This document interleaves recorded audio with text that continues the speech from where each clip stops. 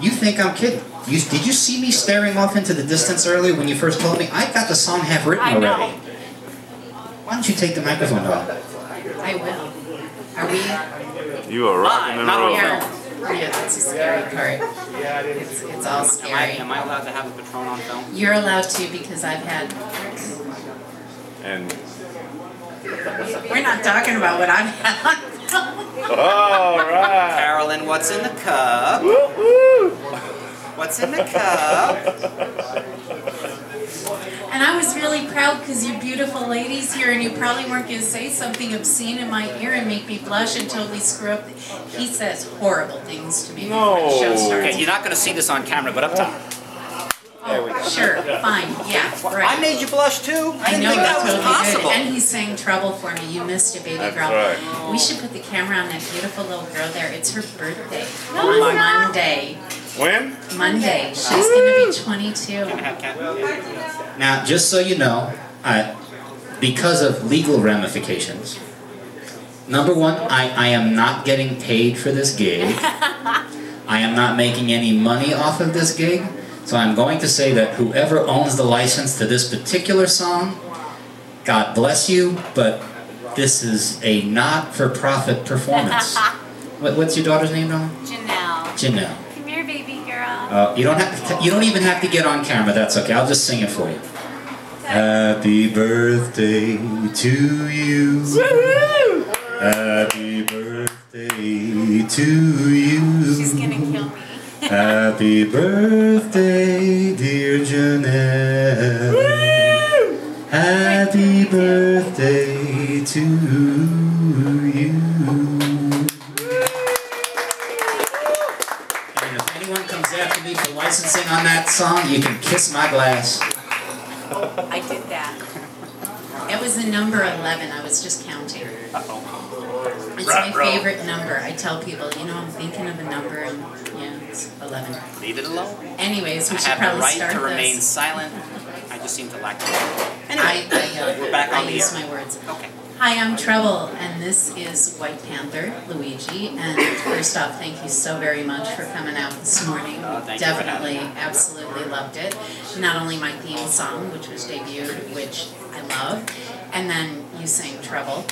And then, of course, we were accompanied by the video of Red Solo Don't say the words. which, you know, I mean... Toby, I love you, but... It's fate. It's fate, absolute yes. It's here to fate. haunt me. It is. So your Whyte Panther, how did that come about from a New York Dago from the Bronx? Yeah. Well, actually, I've got You guys speak to the mic. I should probably speak into the microphone. My mother is going to just die of embarrassment. I say this all the time, and I'm sure she's twitching back in New York. Just knowing I'm about to say this. I was born and most likely conceived under the Verrazano Bridge in Brooklyn, New York. Do have family in the Bronx. Made my way to Arizona in March of 2007 to visit a guest ranch. Absolutely fell in love with the place, and it is just home. If you had spoken to me the day before I came out here and told me that I would have, you know, been on 40 acres of property out in the middle of Cochise County where used to be Geronimo's old stomping grounds, that I would own horses, that I'd be sitting here in cowboy boots and a cowboy hat writing and singing country music, I would have asked you whatever it was you were smoking and how I could get some. But, Just say no. just say no. Yeah, you remember, kids, just say no. Not drugs. Hugs, not drugs. It totally worked for her. I love it. I know. That do as I say, not as I do. Oh, that never works. That just Yeah, never it did. works. It did. Do as I say, not as I do worked? I am the worst. You must have some magical powers, girl. Yeah, she looks at me and what the hell?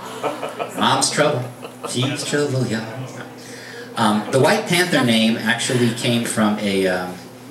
It's a variation of the Apache tradition. The Apache have their 4 animal totems, the eagle, bear, wolf, and coyote.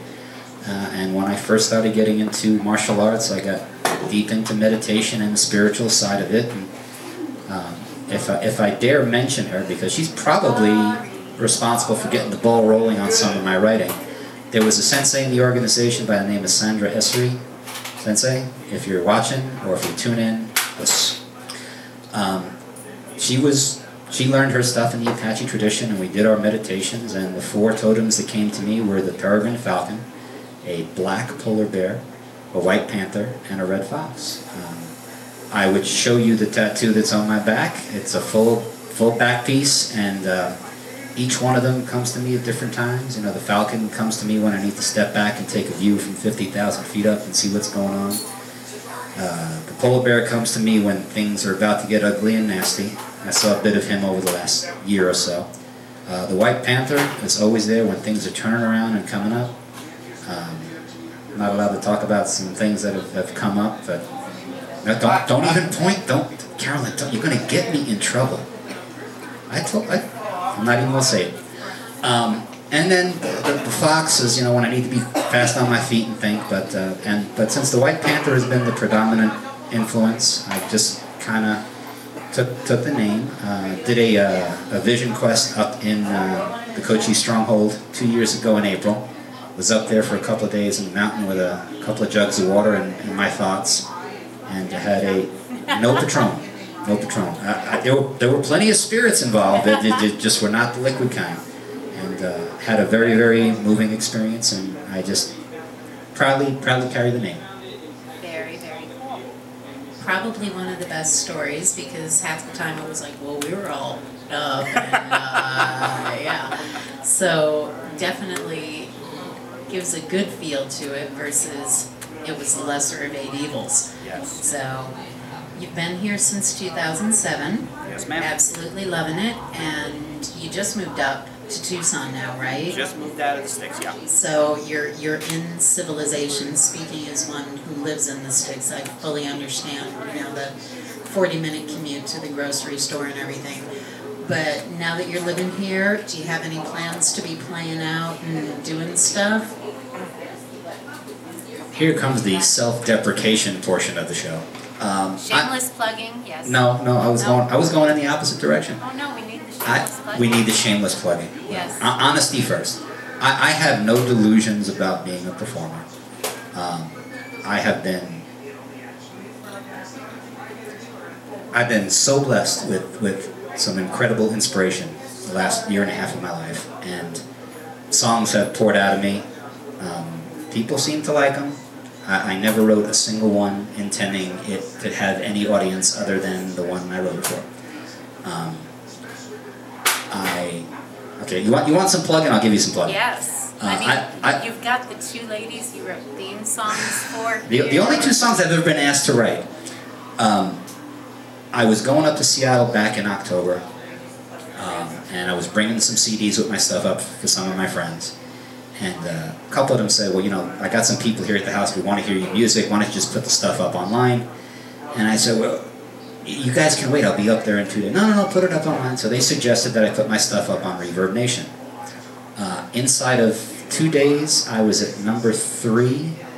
Inside of a week, I was at number 1 in Tucson, and as of this morning, I'm at number 38 on the national charts on Reverb Nation. I am completely and utterly dumbfounded. Now, I am completely and utterly dumbfounded that the music is getting the attention that it is, but it's a really humbling experience reading some of the comments that I've gotten. Again, I'm trying to just back to self-deprecation.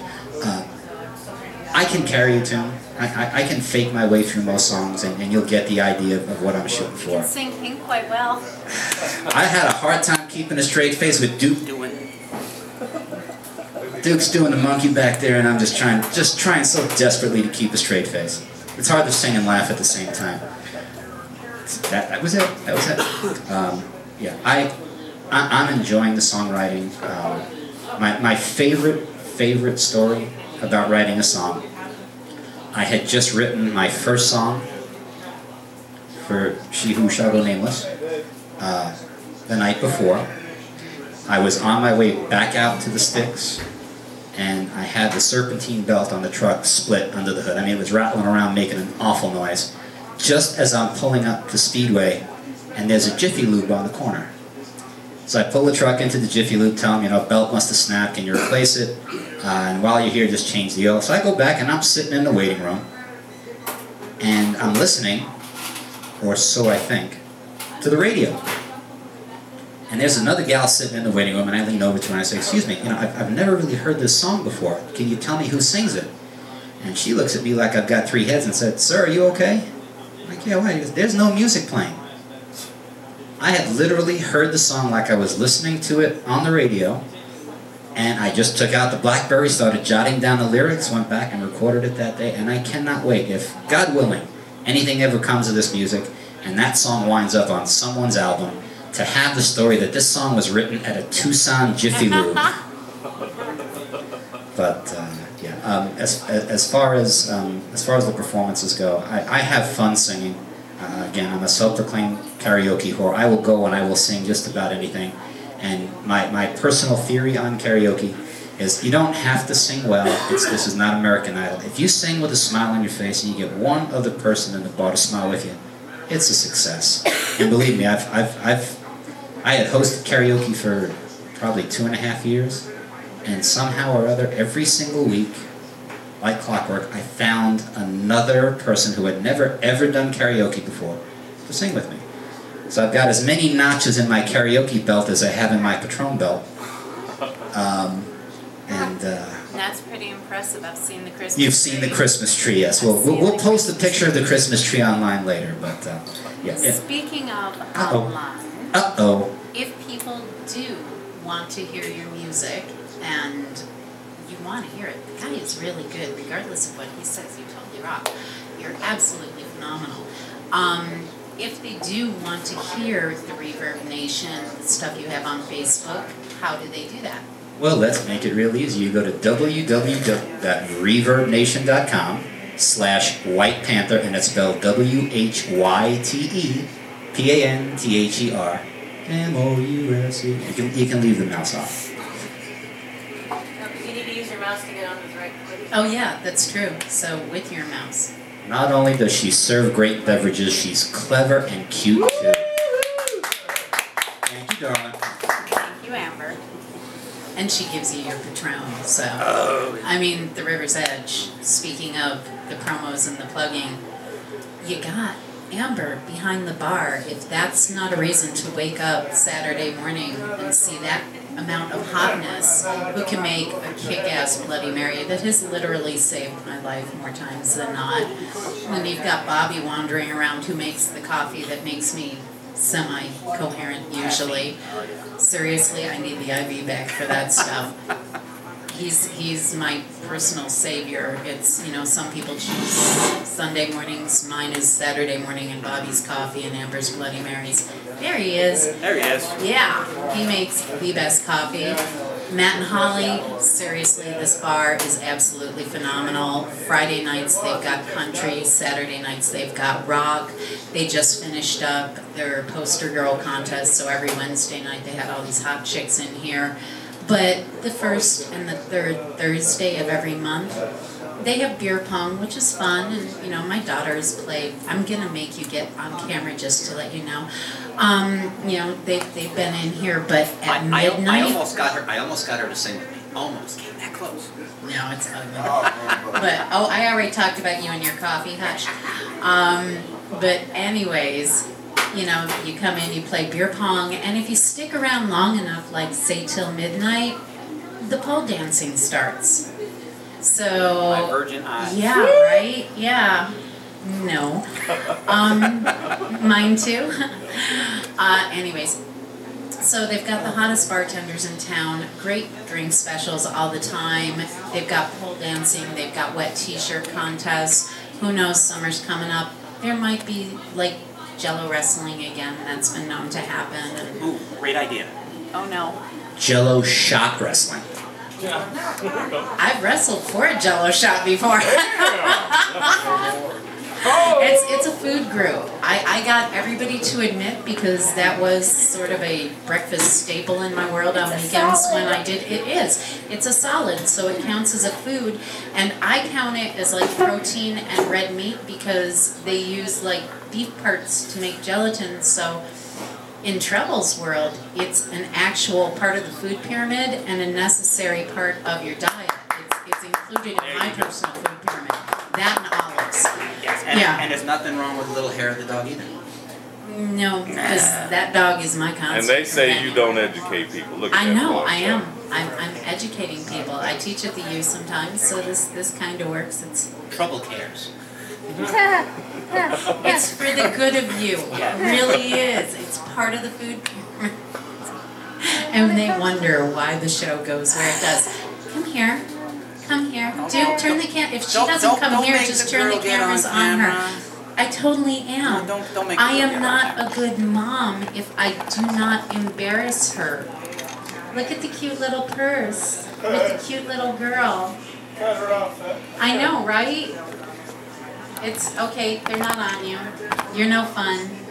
You're safe, huh? It's okay. See, what Luigi she wouldn't doesn't lie. know is because she's done that, I have hours and hours of when she was a baby, including this one little tape. Oh, no. Hey, we can play it on Yeah. DukeandCat.com. We totally could. It would have to be On the wild Cat's, side. the Walk on one the wild that I side. have. I was a baby. You I'm now were. 21. And now so- you're going to be 22 in 2 days. Woo! Of course, I had her when I was 3. But Yeah. it was our story. She told everybody I was 16 till she was like 11 or 12. And she's like, you can't be 16, Mom. And I looked at her straight face and I said, you're right, I'm 23. Awesome. And she just was like, okay. And off she went. I love No, her. you said 18. 18. When I got Yeah, I went 17, 18 I and told her then she went had to to age again. 23. He had to age again. I know, I had to age again. It just, You need to stop having birthdays. yeah, I know. She needs to start going backwards too, and it's like, this is it. You can't get any older. But anyways, we're going to wrap this up. Once again, you definitely want to get down to the river's edge Saturday mornings. I know we're going to bring her up, but we're going to wrap like this part of it up. And then we can cut it, like be professional. Thanks, Duke. Yes, be professional. You know, we should have turned the camera on him. We totally should have, but he was the one running the camera. We should have made him get in front. You could have had your own dance crew. There you go. We could have. Duke's dance crew. I can't even say it. You didn't wrestle for it till it came wrestle in it till it came. Oh, that's okay. Hi. Anyways, thank you so much for joining us. I'm going to talk to Kat for a little bit, the lovely Kat of the Duke and Kat Show. Thank you so much. My absolute pleasure. He is going to be playing up on stage again. You definitely want to stay tuned. And if you want to see the whole thing again, Tuesday night, 7 to 9 p.m., DukeandCat.com. We will re-air the whole thing. We're also going to put the whole thing on my YouTube page, which is Trouble in AZ1. We're going to probably post it on your Facebook page, mine, Duke and Kat's. It'll be everywhere. It'll be out there. Yeah, if you search Whyte Panther with a Y, if you search Trouble in AZ, Duke and Kat, it's going to be everywhere. And face it, you want to hear him. The guy is really, really good. You definitely want to hear it. And we're going to cut, yes, bclive.com too. We're going to cut now, and then we're going to bring a lovely lady up to talk to her for a second.